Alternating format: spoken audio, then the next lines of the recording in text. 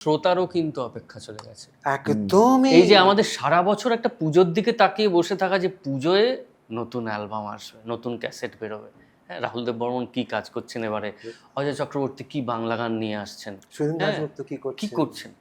এবার আমি প্রতিদিন আমার কাছে 2 লাখ গান এসে জমা পড়ছে, আমি কি শুনবো, কত শুনবো। ফলে শ্রোতার তরফে এবং শিল্পীর তরফে আমার মনে হয় অপেক্ষার মাধুর্যটা চলে গেছে সুন্দর। এবং সেই অপেক্ষার পরে যে প্রাপ্তিটা হয় সেটা তো সেইটার মজাটা, হ্যাঁ সেটা নেই আর।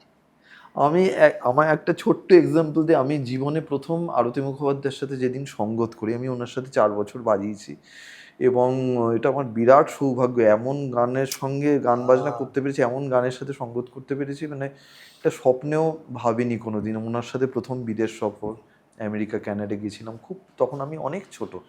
তা প্রথম নৈহাটিতে একটা অনুষ্ঠানে ওনার সঙ্গে সঙ্গত করতে যাই।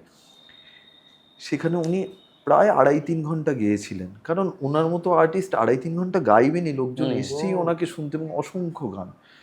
আমার এখনো মনে আছে সেদিনকার উত্তেজনার কথা, এবং সেদিনকে বাড়িতে ফিরে না সারা রাত আমি ঘুমোতে পারিনি আনন্দে। ওটাই তো গান বাজনা, ওটাই তো গান এইটাই তো কথা। যে ওই যে অপেক্ষাটা, যে তার আগে তার গান বাজানো, গান শুনে বড় হয়েছে, তারপর তার সাথে স্টেজে বাজাচ্ছি, এবং সেখানে তাপস ভৌমিক রয়েছে, সমীর শীল রয়েছে, ভ্যাকাদা পারকাশন বাজাচ্ছেন, প্রীতিদা রয়েছেন তবলায়, তারপর আরতি পিসির ভাই কল্যাণদা।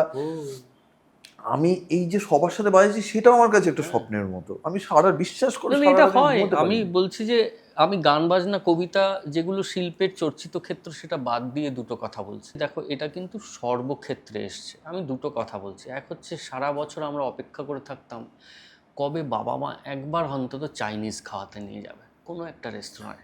বছরে একদিন হতো, তো এটা মহার্ঘ ছিল। আজ আমি এইটা থেকে টাইপ করলে আমার বাড়িতে এসে যায়, কিন্তু কেউ আমাকে অফার করলে বলি আবার চাইনিজ না বাবা, একটু ভাত ডাল আলু সেদ্ধ হবে। ওর বাড়িতে গেলে আমি ওইটাই বলি যে একটু আলু ভাজা, ডাল, ভাত। এই যে পেতে পেতে পেতে পেতে অতিরিক্ত হয়ে গেছে, তো যেটা মহার্ঘ ছিল সেটা এখন অতিরিক্ত। ফলে এই দুটোর মধ্যে তফাৎ আছে। মহার্ঘ যা, অতিরিক্ত তো তা নয়। তো আমার মনে হয় যে কিছু জিনিস মহার্ঘ, সেগুলো মহার্ঘ থাকাই ভালো। সেগুলো যদি দৈনন্দিন হয়ে যায়, তার সেই গুরুত্বটা কোথাও চলে যায়।